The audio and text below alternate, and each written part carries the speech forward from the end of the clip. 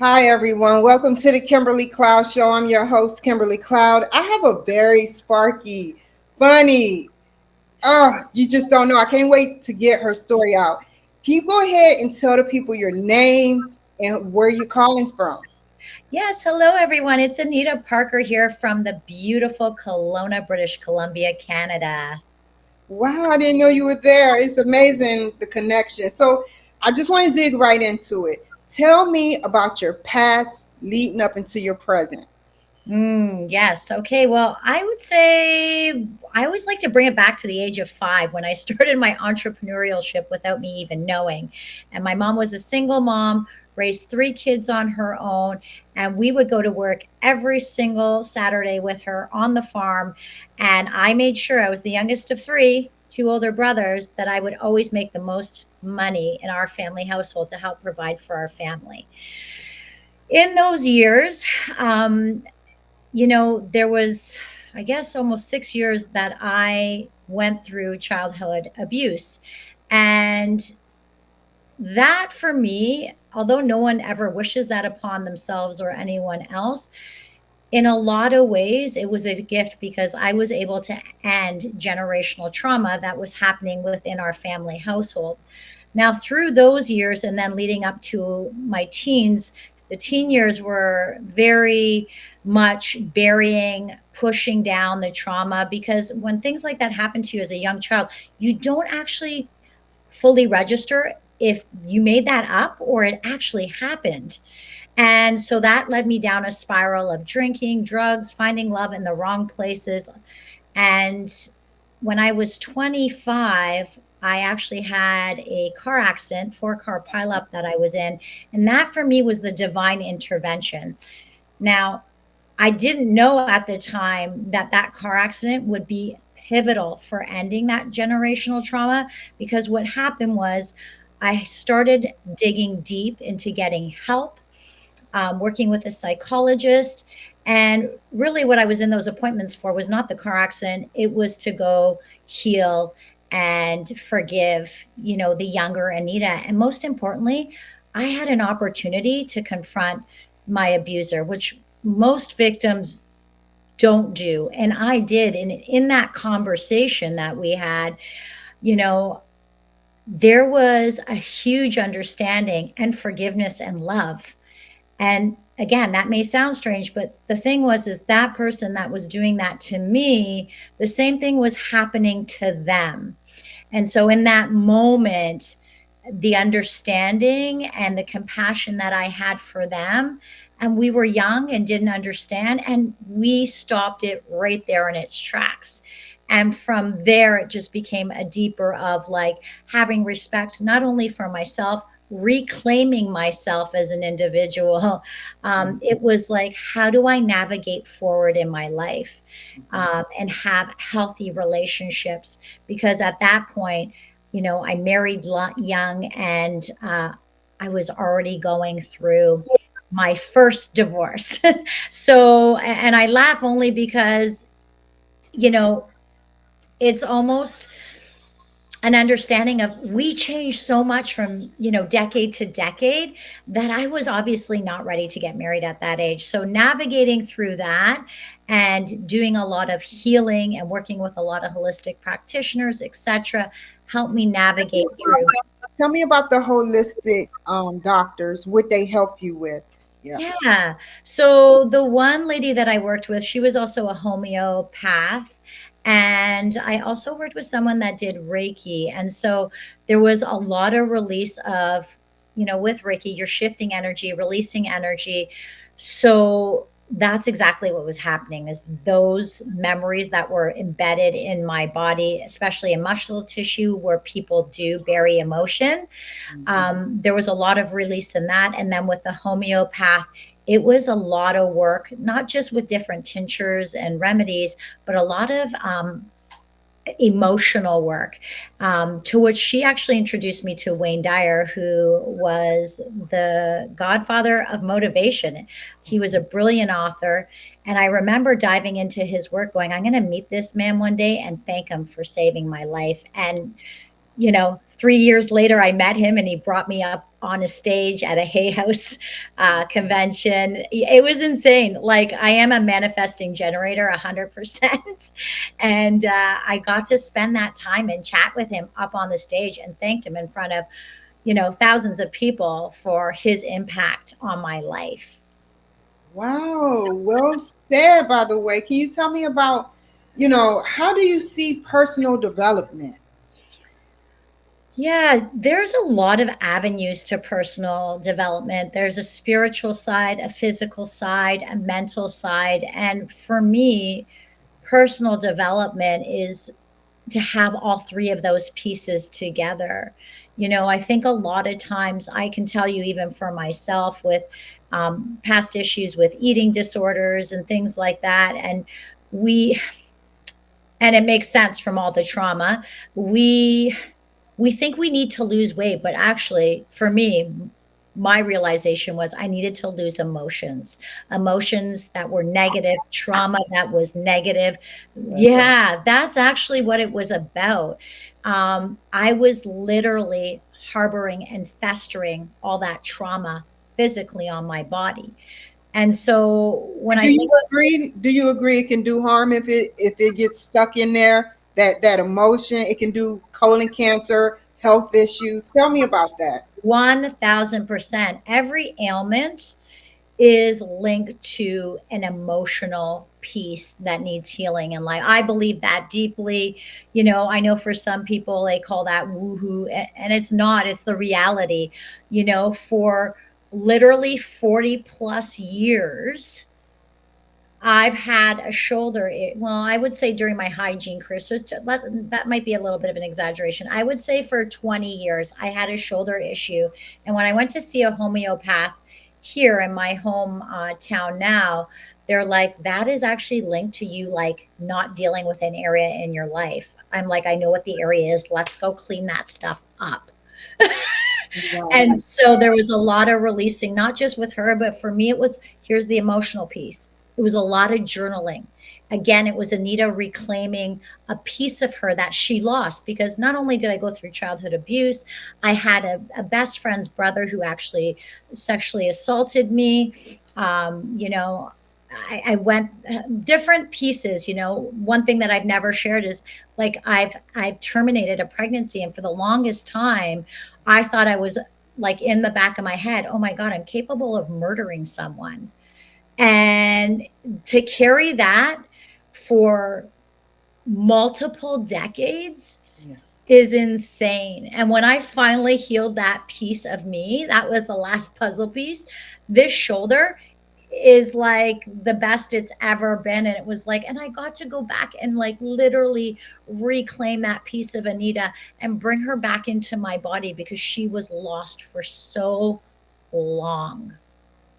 Well said, Miss Parker. Okay, so tell me, where do you speak? So I speak in different places. So currently, I am involved with an incredible organization called Wine Women Wellbeing. And it was founded here in Canada, in Calgary, Alberta. And there's 30 branches from coast to coast. And so I run two of those 30 branches here in my hometown, Kelowna. And I also run the branch up in Fort McMurray, Alberta, which is very northern Alberta. And so I really create these events with other exceptional women. So I speak at them, I empower, elevate. However, I bring in collaboration, community, connection, belonging, so that women can see that there's space for all of us to come together to not only enrich each other, but to create community impact. So there's always a charity, nonprofit at each of these events that I bring in, so that we collectively can raise thousands of dollars to throw back into our community to help it grow, which creates that beautiful ripple effect. And I've Well, also spoken recently at UCLA. So that was, so you went to California? I did. I was just in California a couple of weeks ago, and I'm going to be heading out to the UK to speak at Cambridge. So I'm very excited and very passionate of just being a stand for individuals so that they can see or borrow the belief, if they don't see it yet, of someone else, that their past does not have to create their future. Okay. Okay. And tell me, how did you get started? Like you said, somebody mentored you into doing it and he interviewed you. So, are we talking about UCLA or are we talking about me speaking in general? My apologies. Like when you first started speaking. Yeah. And So, here's how this came about. It's funny because in my 30s, I had these hold early. up. Sorry.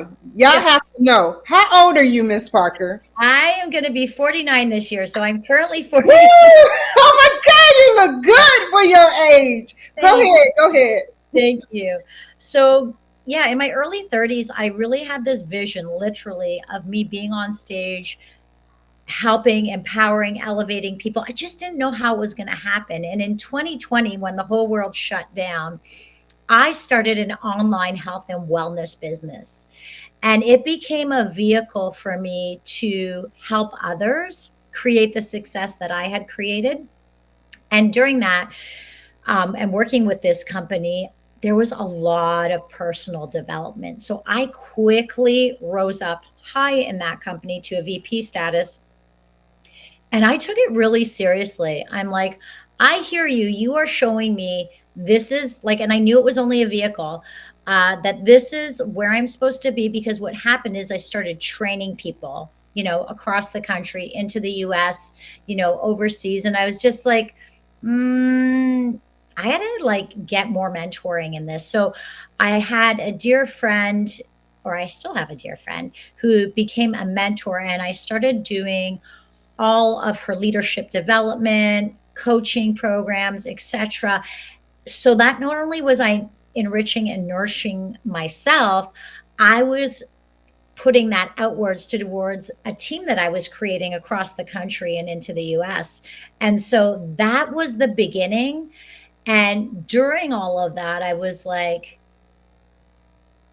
the awareness of being socially responsible, not only empowering and leading others, but being socially responsible became a big eye opener for me, that my voice does matter, that my voice can have impact. And so that was for me the stepping stone. And then 2 years later, I found myself in a room. Someone told me I had to go to this event. And I went to the event, which was the Wine Women Wellbeing event. Caitlin Bristow was the keynote speaker. She's a Canadian, but lives in the US now. She's been on The Bachelorette and Dancing with the Stars. And yeah, and I just remember watching these women share their stories and going, oh my gosh, like tears down my eyes. I'm like, voice matters, voice can be heard. And I slid into the DMs of the CEO founder of Wine Women Wellbeing, and I told her why I would be a great candidate to run a branch. And that moment has forever changed my life. And it's just continued to open doors. And that's the thing, is that when you do your healing, when you do your nourishing, when you put in the time, the effort to work and to work hard, I'm not saying buy into the hustle culture, because I did that and it ripped me apart, but it was part of my journey. It's the doors open. Like when something happens, I'm just grateful. I'm like, thank you. Thank you for showing me again that the doors open, that there's a seat at the table, that collectively I can impact and do the work that here to do. Like I was put on this earth to be of service, and I don't take that lightly.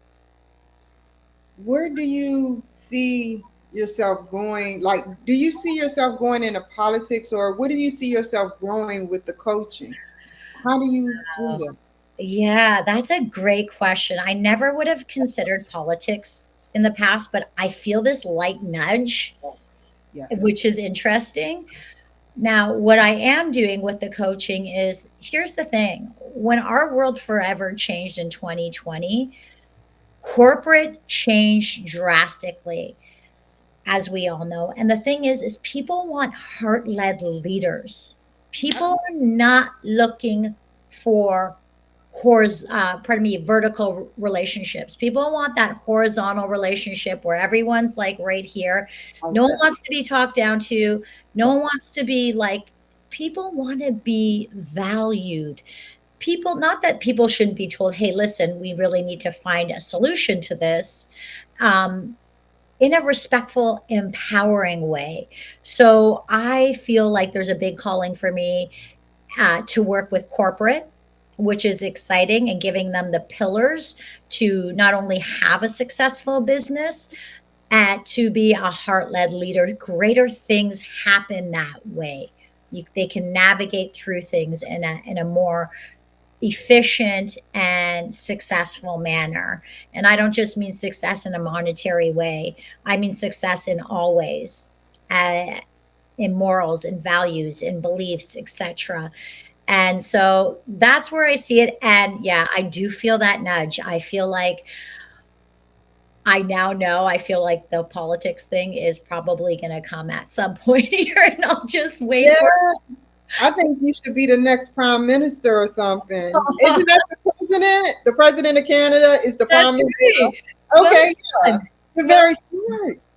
I love it. Thank you. You're welcome. Let me see. So let me look. So tell me about you, like being a coach. Like, who have you coached? I have coached a lot of people in business wise, how to, I would say more business than personal. I've done personal coaching. The thing is that a lot of women come to me for coaching because they want help in their business, how to navigate, not just only like how to set up a business successfully. There's a lot of the mental piece of, how do I, one, start up a business, or I've been in business but I'm on a hamster wheel, or I'm in a business and I don't have the right people on board. I don't even know what the right people look like. So things like that. And of course, business plans, business models, things like, I don't do the business plans. I actually have my husband that does that. That's his area of expertise. But I help develop that program, really to navigate through whatever their needs may be. But yeah, it's typically women that do come to me, and I love that because I get to empower another woman and show her belief that, I give her my eyeballs so she can see what I can see, and the potential that she has to move forward. Well, I wanted to know, like, if you do that, then how do you maintain, like, because you're pretty busy. You coach, you mentor, you speak at events. How do and you have a husband and you probably have kids too. So Yeah. how do you juggle that? Yeah, that's a great question. I didn't juggle it well for some time because I also have other businesses that I have as well, in the restaurant industry. And so I really had to, when I was falling apart from that hustle culture, I really had to take a step back and be like, how can I best be of service? And what do I need to let go of to make room for what I truly am meant here to do? And so there was some hard decisions to make, of like letting go of businesses, closing them. You know, those are not fun decisions to make. And I will tell you this, in the past, Anita would have saw that as a failure. Today, I see it as a blessing, Yeah. because it doesn't, the most successful people are usually people that have, what they say, failed, which I don't, have had really huge boulders to drop, like jump over. And so I see those choices as where I had to navigate through to get to where I am today. So I see them as gifts. I will always see them as gifts, because I know it's literally me emotionally, physically, spiritually pushing out the things that are holding me back, to be of service, to be of impact, to bring those humans along. So, how do I do it? I make sure I make time every morning when I get up. I am meditating, I am doing my prayers. I'm making sure I get my movement in, and I am nourishing and respecting my body with food, which is, and water, of course, which is like those are important things to do Yeah, for oneself, because we always think something else like answering an email or something in the DMs is more important. And I've been that person. And when I notice me doing it, I'm like, actually, stop right now, because it's just going to pull me further away from being integral to my emotional, physical, and spiritual self. And I'm not interested in doing that anymore. understood. And I know we just talked about briefly politics, but my mind, a light bulb came on, and I was just wanting to dig a little bit more. Like when you talk about politics in the Canadian sense of form, do you mean corporate world as in the government, or corporate world as in just regular corporate? Yeah, great question. Corporate business is what I'm talking about. Okay. What do you Yeah, want to do in that spectrum? I really want to go in, and I think it's really give people hope and possibility of how things can be. Even teaching those leaders that they can be, because a lot of these leaders that are in that vertical relationship with their employees, their teams, is because there is a really a misfire on how they are Yeah. leading their humans. And so for me, I want to literally go in and show them how to unlearn and relearn a new way of being, a really impactful, powerful, heart led leader. That to me is exciting. And I've been in that situation. So I know what it's like to be a part of something so incredible and having an exceptional human leading the charge, right? Because then people just want to rally, right? They buy into that culture because it's real, because it is authentic, integral. Most humans want that in their lives. I don't think anyone wakes up and says, I want to live unintegral, unauthentic. Like, no one wakes up like that. Most people are waking up, right now of like, okay, today's a new day. How am I going to navigate? I really want to do this at some point. When will that time be? When can I do this? When can I, like, you can do it now. And this is the thing that I teach people, because when you make that decision, right? We've all made that big decision, whether it's personal or professionally.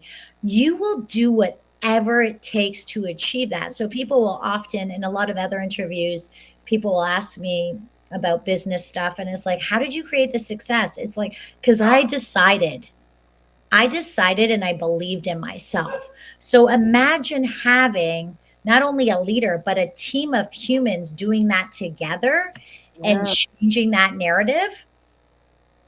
That's next level. Wow. I can't believe that. Like, how many podcasts you've been on, by the way? I've probably been on 7 podcasts. Cool. Cool. Yeah, Have you been mentioned in the paper yet? Yet.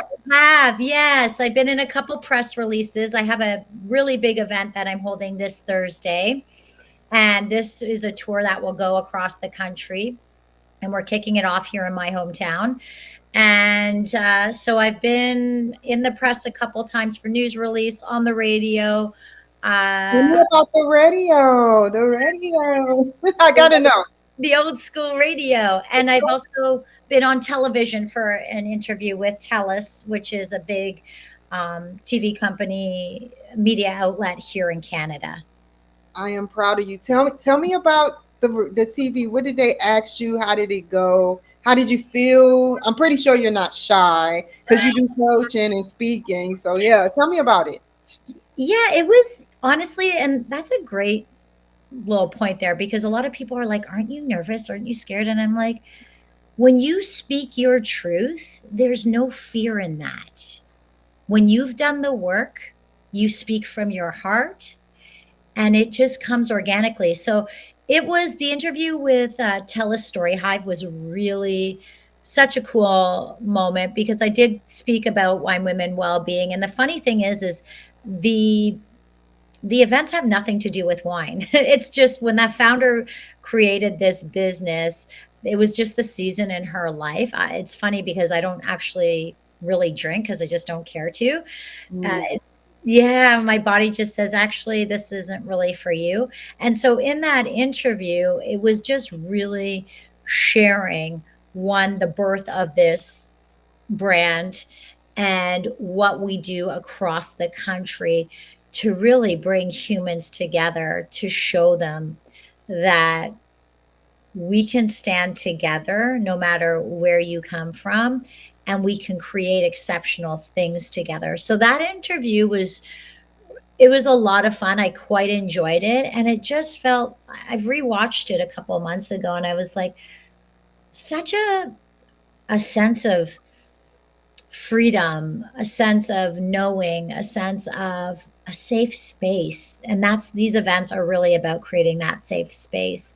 And it's really cool because men love to come to these events too, because they're like, hey, I love what you're doing. How do I get aligned with this? And I'm like, I'm actually here to empower humans. I am in this vehicle to empower women, and men are also welcome. So at this big event, we have, we do have speakers coming. We have really cool activations that are happening during the event. So we actually have a team of three gentlemen coming from the clinic that I go to for chiro massage and physio, and they're coming to do some hands-on muscle release, which will be really cool. So I will never say no to humans who are integral, exceptional, and want to make a difference. So I welcome everyone.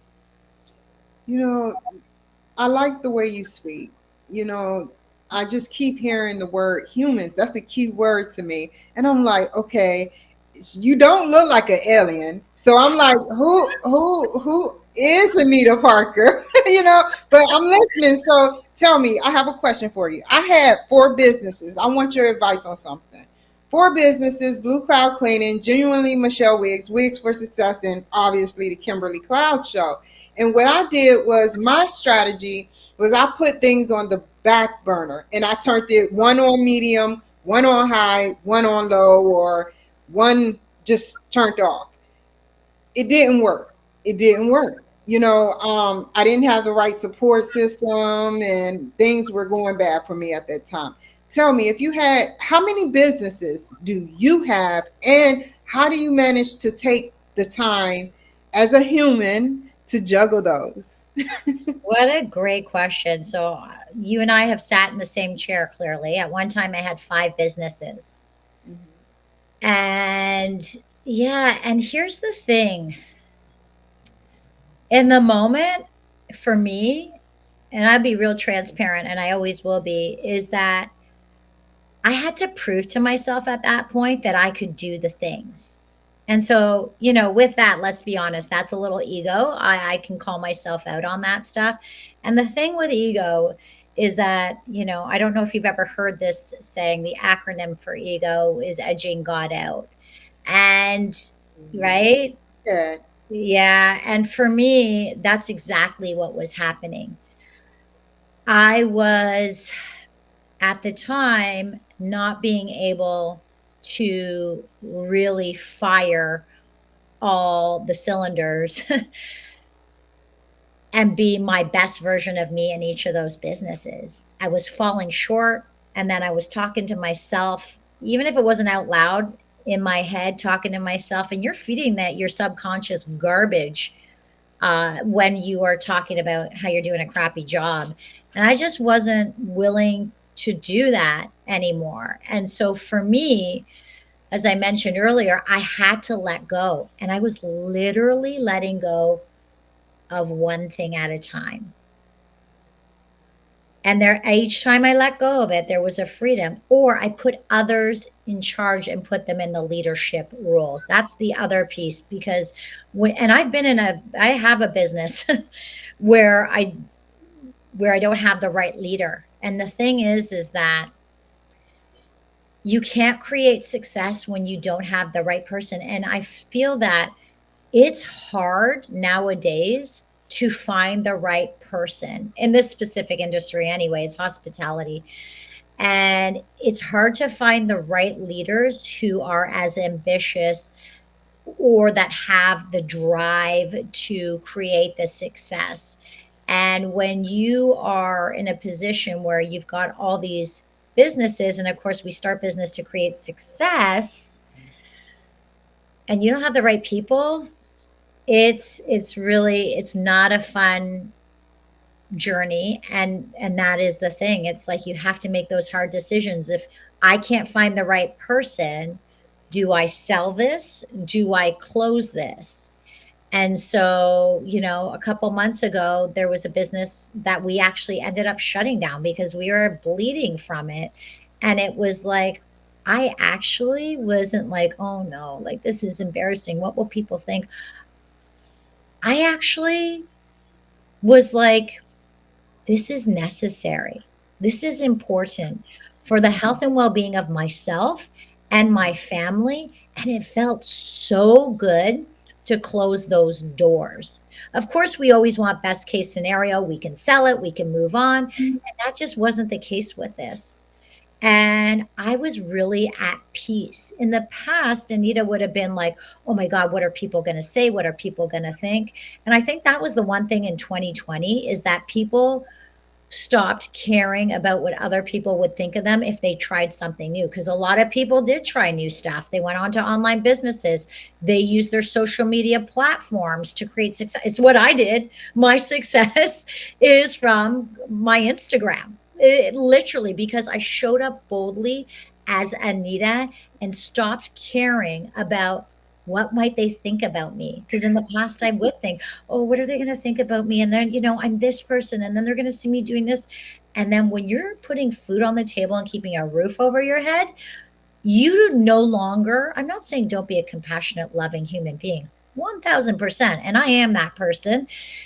And I have to think what's best for me and my family. Like we have 4 kids and they're 17 to 27. And the thing is that their eyeballs have been watching us for Yeah. a long time. And I'm responsible for showing them how to show up in life.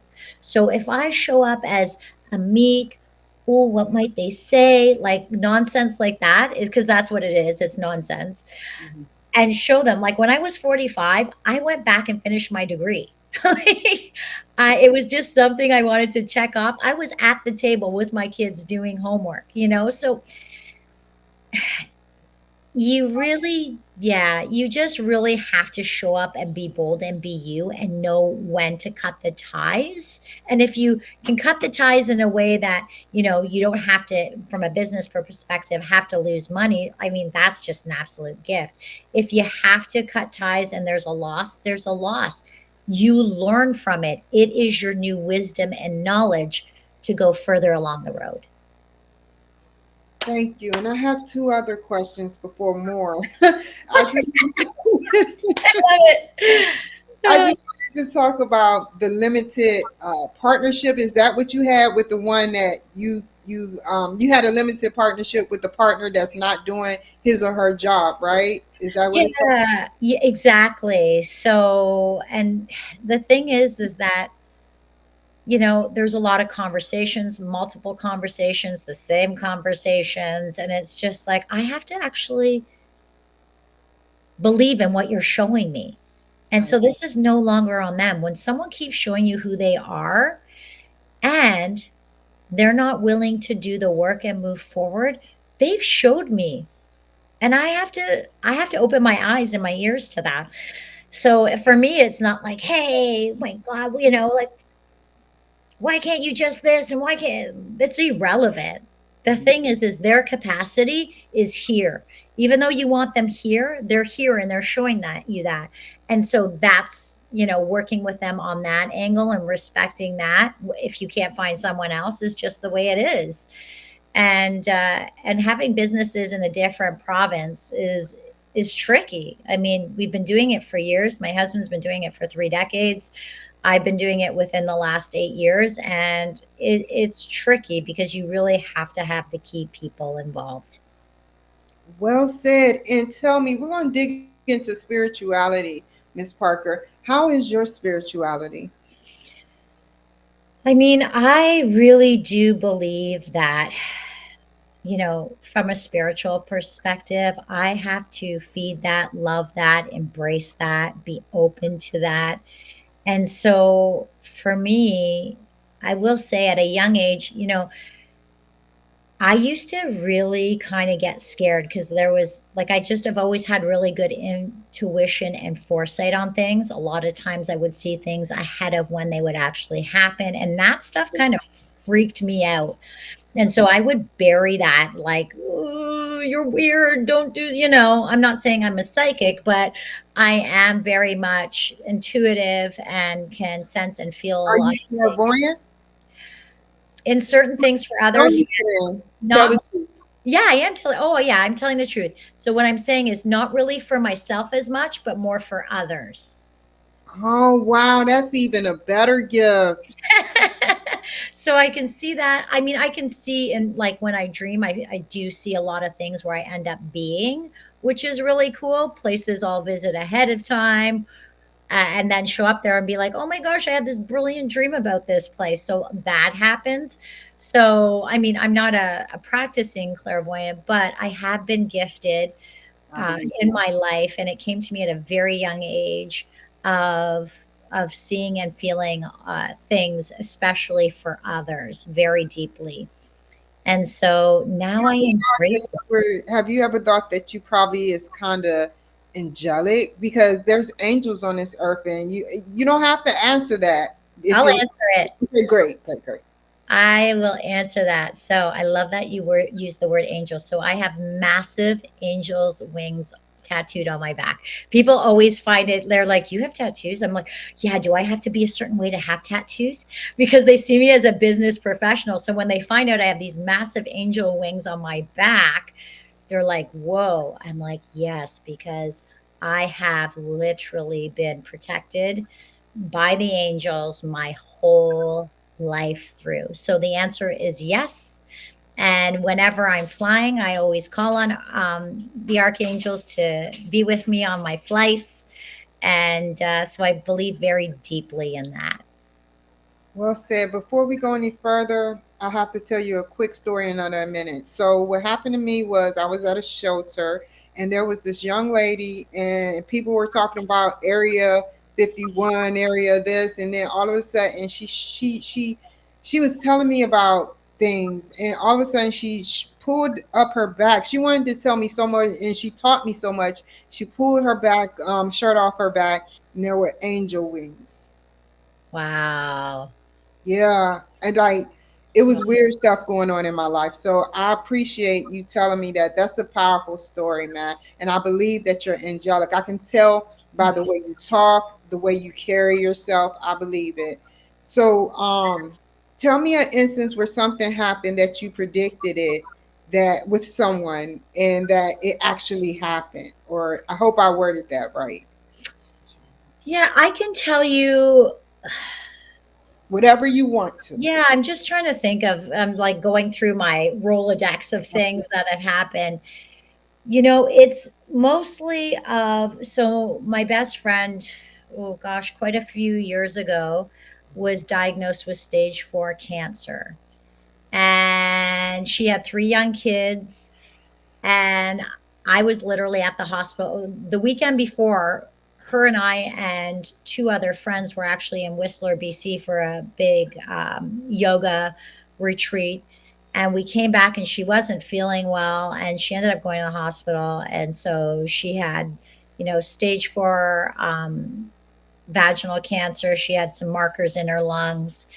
And literally every day showing up at the hospital to be with her going through all this stuff. And I remember being there in those moments. Of course, it's always when it's someone you love deeply and you're watching them walk through it. I knew that she was going to walk through it. I just, even though, and here's the other thing is that the doctors here in Canada, it was just before, I think it was like December 30th. I was actually in California at a Lakers game with my kids and husband, and I got a call from my girlfriend, one of our mutual friends of my best friend, saying, "Hey, the doctors here have said like to tell her to go home and sort her affairs." And I was like, I don't believe it. And so what leaded down the road was her husband ended up finding an amazing hospital in the US in Phoenix, and they literally, like, she's been cancer free for over 5 years now. So, and you hear stories of it like this all the time, but I always knew she was going to make it. I didn't subscribe to her life being over. So did I have this moment where, I saw, the hospital, the thing? I trusted because of my belief and my faith. I trusted that her time here on the earth, like I just saw clearly the future of being together. Not to say I didn't go through my moments of like, why is this happening? And I want this to go away for her and her family. It was like, it's going to happen. And here's the thing is trusting in divine timing. And I do believe in trusting in that and being patient. I will definitely say there was years and seasons in my life where I was just like, let it happen, speed it up, let's do this, you Yeah. know, right?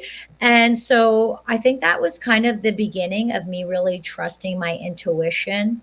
There's many times where I will literally show up to places.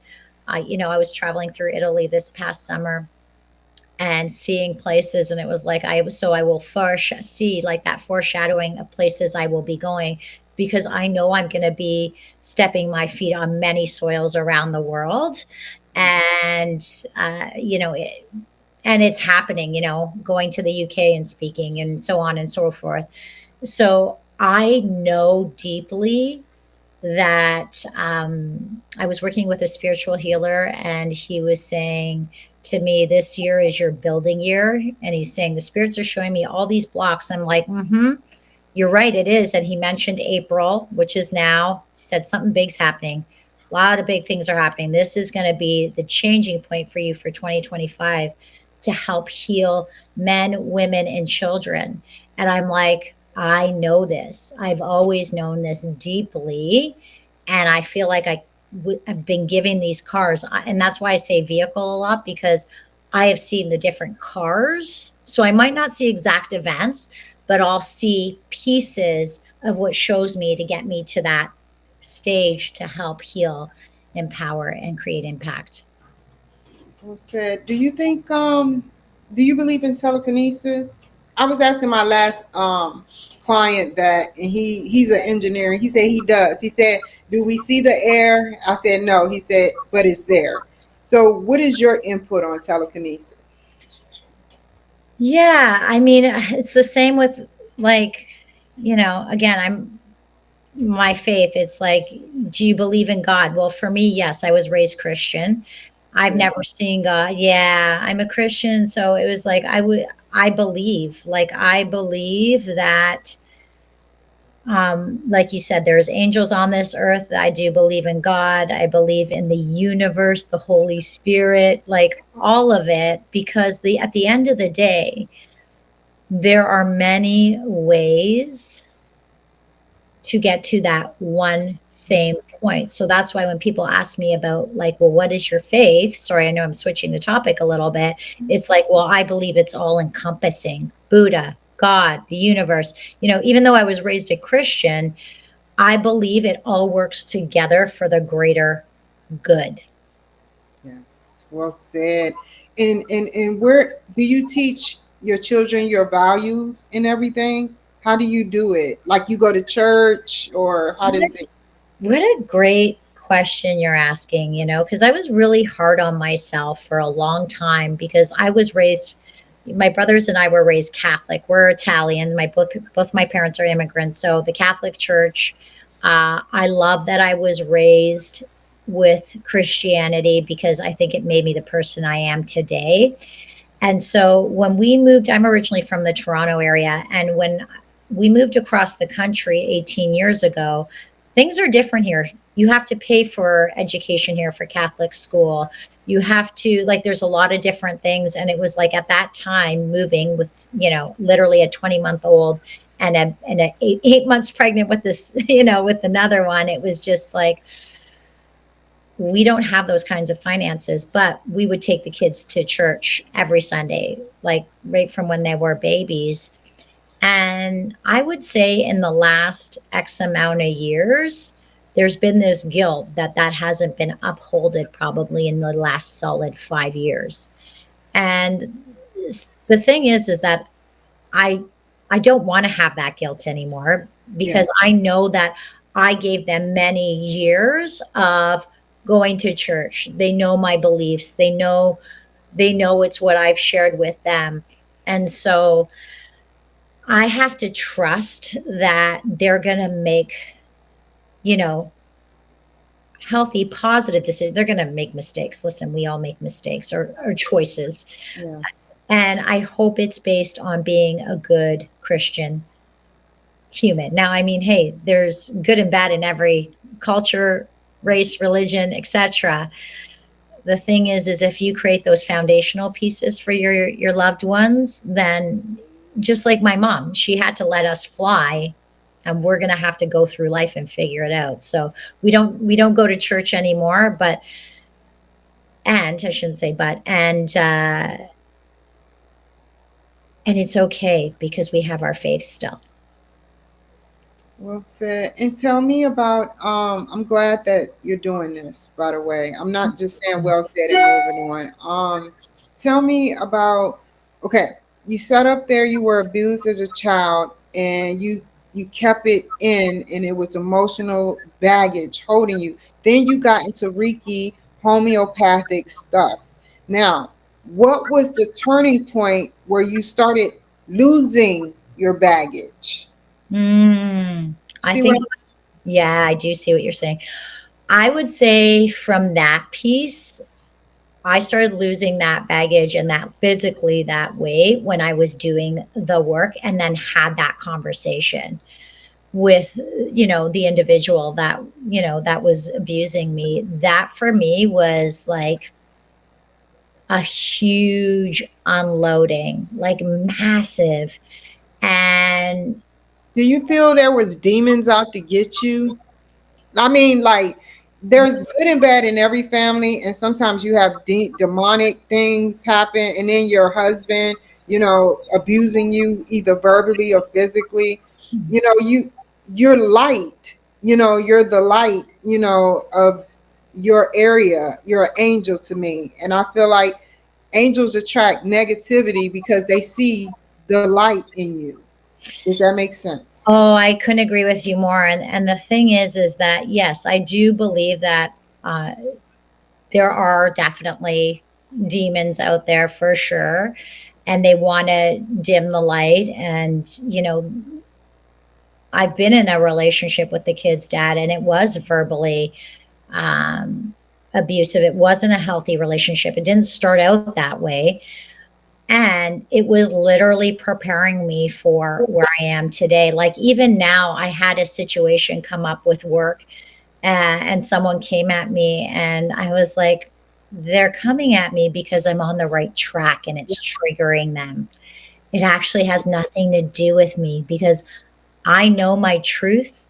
I know what I'm a stand for, and I can sense when something's not right, and I won't align myself with that. Like, I just won't. So yes, I do believe that there are those demons out there, and I feel like I have been equipped spiritually, emotionally, not that it's not taxing when you're going through those things, to deal with those things. And it's really a reminder of like, hey, you actually need to work out this muscle a little bit harder so you can become stronger and go further. Like, Yeah. that's the analogy that plays in my head when those kinds of humans show up.